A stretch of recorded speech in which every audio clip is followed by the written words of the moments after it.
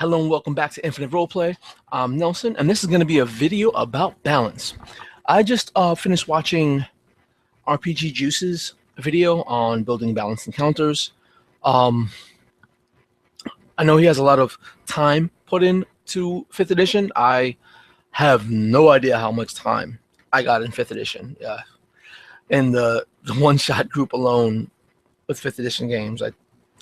Good God, I got to have a week of just straight playing time. I don't know. Doesn't matter. This is what I got to say about balanced encounters. Don't even worry about it. Don't. The way CRs work in Dungeons and Dragons 5th edition really aren't that accurate. They're not. The multipliers really aren't all that accurate. There are so many variables to take into account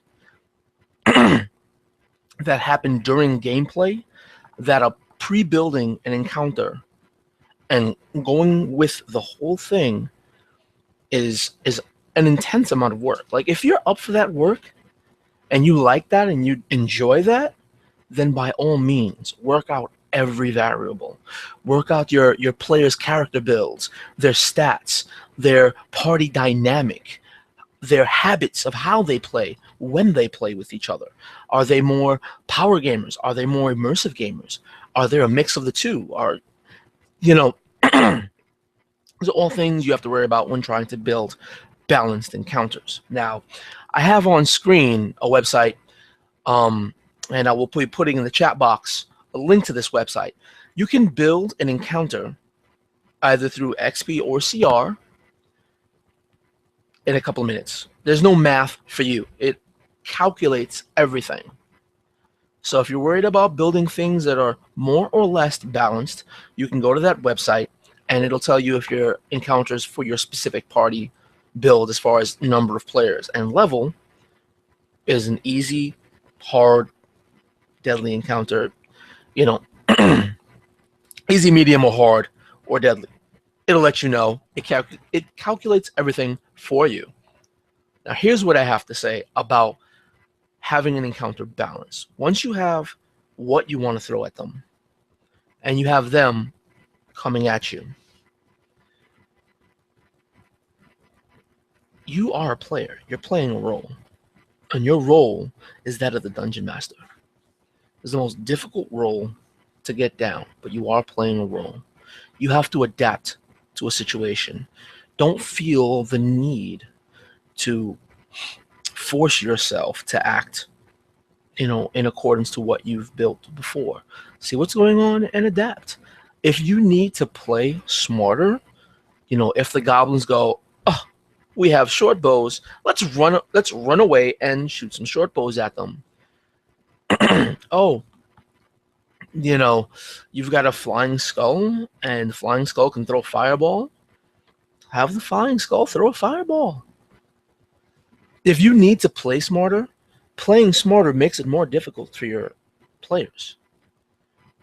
Smarter enemies makes it more difficult, not just their stats, not just how hard the monster manual says they hit, or how weak.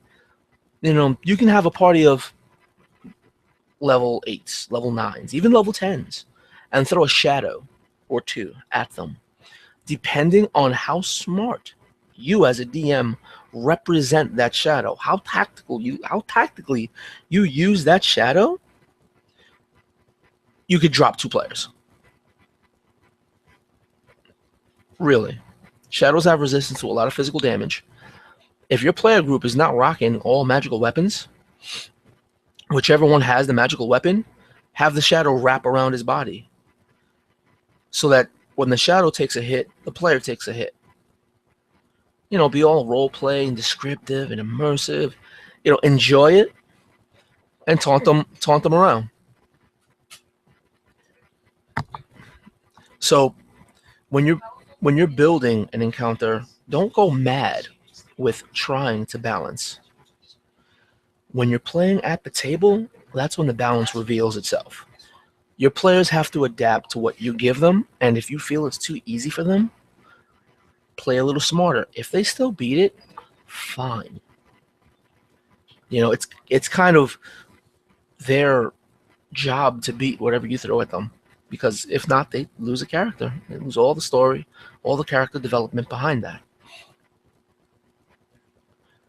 So don't worry, don't stress about the balance of it all.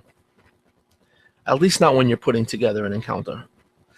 What I do, or what I try to do when I'm building something from scratch and I have an entire story I want to do, is a 3 encounter rule, right? Where the first encounter is just to let the players know something. If you're in a forest and the forest is alive, throw some low-level blights at them or something, or a blight, just to let them know that the forest is alive. If you want your players to feel powerful, throw something that they'll easily defeat. Easily.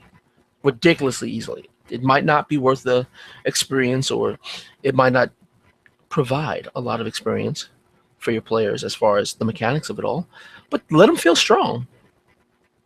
Then your second encounter is like, or your mid-range encounters, let me say. Your first lower range encounters is to just let your players feel like heroes or be like badasses. Your middle range of encounters is to just, again, weak encounters, but they're there to siphon off some of your players' resources, whether that be spells, a few hit points here and there, a few uses of potions, scrolls, charges of wands. It's just to siphon a little bit off of them, right? Then your next level, mid-range encounter, is where it gets a little bit difficult, depending on how much you manage to siphon away from them. And then you have your boss battles. Your boss battles are just, that's when you're going to drop a couple players, if not the whole team. And if you drop the whole team, don't worry about it. Don't. If you get a TPK, they all drop to 0, don't. I just did a video earlier today. Give them chances. Give them shots. Oh, you drop? Well, here's your first chance. Don't roll any death saves. And then humiliate them afterwards. Maybe taunt them or drag them back to town as examples. Beat up, bloodied, cut up. And then let them go after it again. Advance the story around. That's neither here nor there. But balance. Don't worry about balance.